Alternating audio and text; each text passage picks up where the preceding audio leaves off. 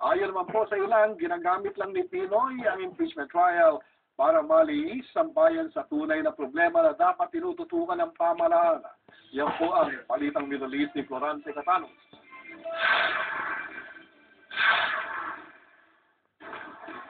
Para kay Eduardo Rodriguez, parts manager sa Davao, tama lang na pinabura ng mga senator judges ang Temporary Restraining Order o TRO ng Korte Suprema para hindi mabuksan ang dalar at kapatid Chief Justice Renato Corona. Naiwasan daw natin na magkaroon ng constitutional crisis kung saan pwedeng mabaliwala ang kapangyarihan ng judikatura. Pero naniniwala pa rin siya na mabubuksan ang dollar account ni Corona sa takdang panahon.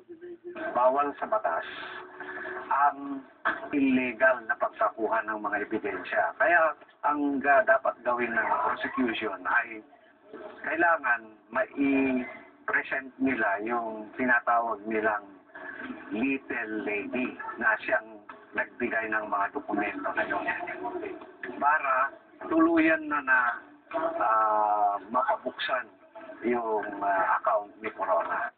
Para naman kay John Bartolome, admin assistant sa Alcobar, hindi maalis sa katulad niyang OFW na magduda dahil ayaw pabuksan ni Corona ang kanyang dollar account. Huwag na natin ulitin ang nakaraan. Nangyari na kay Pangulong Joseph Estrada ang sitwasyon na yan. Sana, ipakita niya, huwag sana siyang magtago. Ipakita niya kung ano meron siya para hindi magduda ang taong bayan. Taliwas daw ito sa sinabi ni Corona bago mag-umpisa ang impeachment trial na sasagutin niya ang lahat ng paratang dahil wala siyang itinatago. Para naman sa Migrante Alcobar, ginagamit lang ng Aquino administration ang impeachment trial para linlangin at iluhis ang tunay na isyu ng bayan.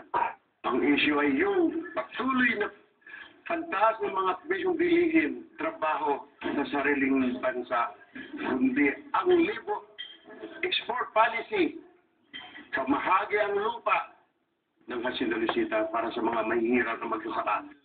Natabunan din daw ang isyu tungkol kay retired General Jovito Palparan na sangkot daw sa mga extrajudicial killings, political harassment at human rights violation sa ilalim ng Arroyo administration. Kaya naglunsad sila ng online petition para hikayatin si Pangulong Aquino na tutukan ang madaliang pag-aresto at pagpapakulong kay retired General Jovito Palparan. Nag-issue ng warrant of arrest ang Malolos Regional Trial Court noong December 9, 2011 para dakpin si Palparan sa kasong pagdukot, torture at illegal detention ng dalawang UP students na sina Sherlyn Cadapan at Karen Impeno noong 2006.